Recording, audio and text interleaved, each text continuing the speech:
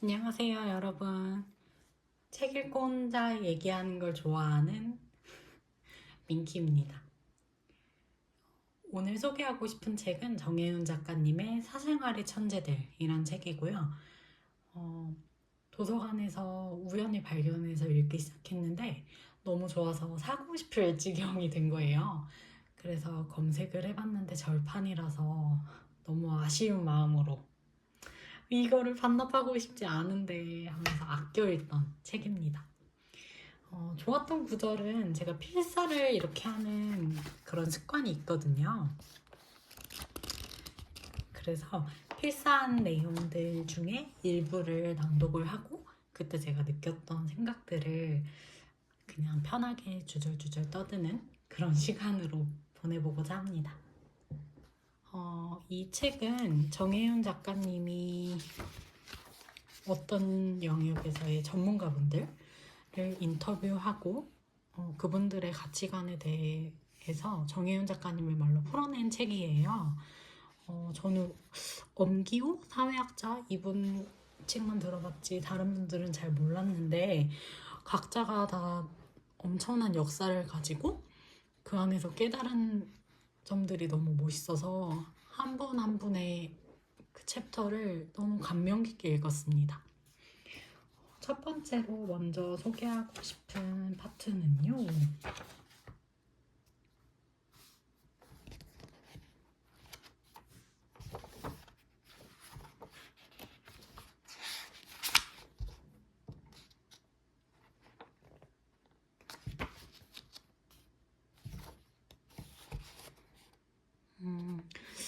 첫 번째 부분은 박수영 자연 다큐멘터리 감독님에 관한 글인데요.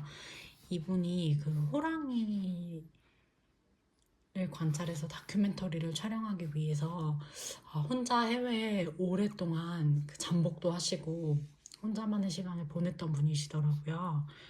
그분의 챕터에서 좋았던 부분은 다음과 같습니다. 자연 속에서 먹고 사는 것이 힘들지 않은 개체는 없습니다. 자연은 투쟁하지만 정도를 넘어서진 않습니다. 인간만이 그 정도를 넘어섭니다. 호랑이도 자기 가족들까지만 돌봅니다. 그런데 우리 인간은 끝없이 연을 만들고 자기 밑으로 들어오라 하고 자자손손 영원히 끝없이 뭔가를 누리려고 합니다. 저는 그런 사람들에게 이렇게 말하고 싶었습니다. 행복해하면서 노동하는 방법은 있습니다. 격분하지 않고 극단으로 가지 않으면서 예의를 갖추고 바른 말을 할 수도 있습니다. 바른 말을 하면서 어울려 사는 방법도 있습니다. 그 해답은 자연에 흘러다니고 있습니다. 이 부분을 보면서 저는 제가 그 직업적으로 상대해야 됐던 민원인이라고 할까요? 그 사람들이 떠올랐는데요. 말은 자신의 대변인이라고 하던가요? 필요한 말을 상대의 기분이 상하지 않게 정중하게 그 어떤 논리나 형식을 갖추어서 이야기하는 것이 어려운 사람들이 있잖아요. 그러니까 뭐 그러고 싶지 않은 것이든지 능력이 안 되든지. 근데 그런 사람들이 악을 쓸 때도 저는 그 사람을 상대할 때 최대한 감정을 제하고 정중하게 그 민원에 응답을 했었는데 그랬던 제 자신이 되게 잘했다고 생각을 했었거든요. 근데 그 요즘에도 그 일들이 문득문득 떠오르는 걸 보면 그때는 이런 말을 했어야 했어. 최소한의 예의를 갖춰주시죠. 이런 이야기를 했어야 했어 하고 떠오르는 걸 보면 아마 그때의 제가 괜찮지 않았던 것 같다. 이런 생각이 요즘 드는 거예요. 그래서 앞으로도 일은 계속 할 거고 그런 민원인을 만나게 됐을 때 어떻게 나를 다치게 하지 않으면서도 일을 깔끔하게 할 수 있을까? 그런 고민을 하고 있는 요즘입니다. 그 다음으로 좋았던 부분은요.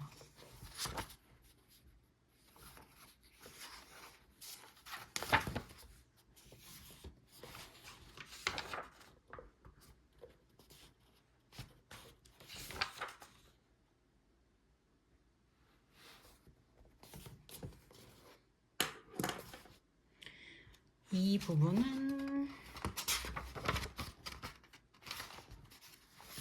그 변영주 영화 감독님에 대한 부분인데요.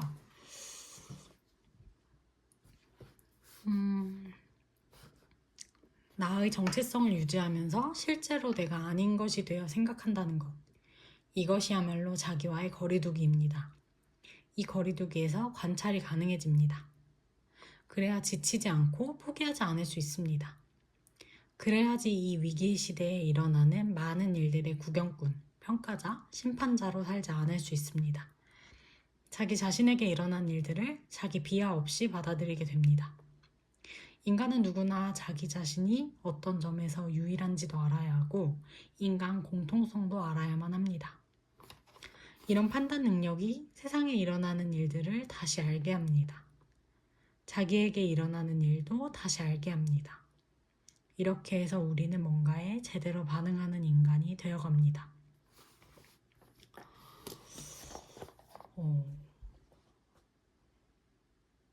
저는 나이가 아주 많진 않지만 나이를 먹어가면서 예전에 장담했던 것들을 지금은 장담할 수 없게 되는 그런 경험을 많이 하는데요. 예전에는 나와 다른 사람 아니면 내 어떤 가치관이나 도덕적 기준에 옳지 않는 행동을 하는 사람들을 보면 그냥 되게 단순하게 저 사람 왜 저래? 저 사람 이상해. 이렇게 치부해버리고 말았거든요. 그런데 요즘에는 각 개인이 내가 모르는 어떤 경험들을 했을 것이고 내가 그 사람의 입장이 100% 되어보지 않았다면 그 사람을 100% 이해할 수가 없다. 그렇기 때문에 누군가에 대해서 함부로 판단하고 내가 보이는 어떤 단면만 보고 누군가를 평가하고 싶지가 않아지는 거예요. 그런데 그냥 사회생활을 하다 보면 남 얘기를 하게 되잖아요. 그러면 그럴 때 그런 어떤 누군가의 단면만 보고 이야기를 하는 사람들이 있는데 그 사람들의 말에 동조를 하고 싶지가 않아지더라고요. 이 파트를 읽고 그런 생각이 좀 더 뚜렷해진 것 같아요. 나에 대한 거리도 둬야 되고 타인과 나에 대한 거리도 알고 그래서 무언가에 제대로 반응하는 인간이 된다. 이게 참 멋지다고 생각이 들었습니다. 다음 부분은요.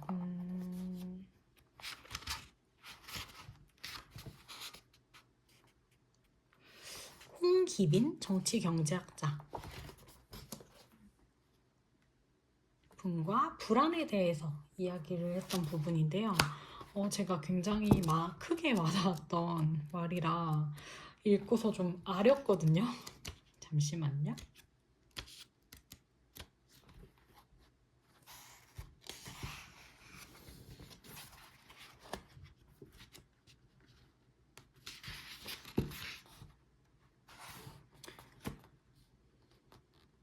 이 소박함이, 이 궁핍함이 경제적인 소박함이나 궁핍함만을 말한다고 저는 생각하지 않습니다. 한 아프리카 부족의 전해 내려오는 속담에 따르면 사람을 정말로 가난하게 만드는 것은 외로움입니다.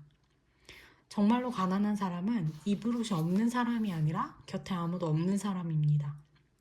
친구를 언제든지 경쟁자로 여길 수 있는 세상에서 우리는 뼛속 깊이 추운 가난뱅이들입니다. 이 부분을 읽고 저는 제가 굉장히 가난해졌다는 느낌을 받아본 적이 있다는 것이 떠올랐어요. 친구라는 존재들이 우리가 너무 모르는 학창 시절에는 단순한 친구가 아니잖아요. 그들은 나의 경쟁자이기도 하고, 나의 애증의 대상이기도 하고, 같이 성장해 나가는 그런 저의 주변인? 그런데 저는 좀 공부를 아주 잘하진 못했지만 좀 나름대로 치열하게 했던 학생이었거든요. 그래서 친구들이랑 경쟁도 많이 했는데, 저보다 다른 친구들 성적이 높게 나오면, 너무 배가 아프다고 해야 되나? 음, 그러니까 단순하게, 와, 멋지다. 나도 저 친구처럼 더 열심히 해봐야지. 이런 깨끗한 그런 존경이 아니라, 약간의 시기감, 약간이 아니라 많은 시기심, 그리고 자기 비하, 부러움, 뭐 이런 뭐 여러 가지 감정들이 막 섞여서 그 친구를 바라보게 됐었거든요. 그래서 너무 이제 와서야 친구를 경쟁자로 느끼지 않고 그냥 나와 다른 한 인간, 나는 원한다고 해서 그 친구를 따라한다고 해서 그렇게 될 수도 없다. 어쩌겠어, 이게 나인데. 이런 생각을 요즘에야 하게 됐는데요. 이 이전까지 제 친구라고 하는 그 사람들을 경쟁자로 여겼던 그 시간에 제가 참 외로웠구나. 너무 가난했구나. 그런 생각이 들더라고요. 그래서 더 많이 기대고, 연대하고, 웃고, 슬퍼하고, 대화하고 싶다. 이런 생각을 했습니다. 자, 여기까지 제가 읽었던 사생활의 천재들의 좋은 부분을 정리를 해봤는데요. 사실 이 책의 그 저작권 관련 문의를 하려고 그 출판사에 제가 전화를 해봤는데 출판사가 더 이상 운영을 하지 않는지 그 찾을 수 없는 전화번호라는 안내가 나오더라고요. 근데 그래서 이 출판사에 어떻게 연락을 해야 될지 모르는 채로 일단은 녹음을 해봤는데요. 혹시 문제가 된다면 댓글을 남겨주시면 제가 영상을 삭제하도록 하겠습니다. 일단 용기 내어서 시작을 해봤는데요. 저는 그저 책을 사랑하는 사람으로서 좋은 책을 만났을 때 혼자 읽기가 너무 아쉬운 거예요. 그래서 어떻게 하면 이 책을, 근데 그걸 주변 사람들한테 추천하게 되면 약간 강요처럼 느껴질까봐 그냥 좋았다. 근데 뭔가 혼자 읽기 아깝다. 이런 생각을 갖고만 있다가 문득 또 다른 어떤 책에서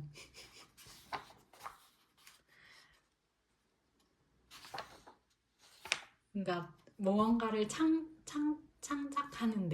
시작하는데 필요한 것은 그저 용기다. 이런 구절을 보고서 진짜 한번 시작해볼까? 하고는 계획된 즉흥적임으로 녹화를 시작을 해보았습니다. 혼자 떠드는데도 누군가와 얘기하는 느낌이 들어서 좋네요. 좋고 긴장이 되기도 하고 그렇네요. 그러면 사생활의 천재들에 대한 이야기는 여기서 마무리 짓도록 하겠습니다. 나중에 또 만나요.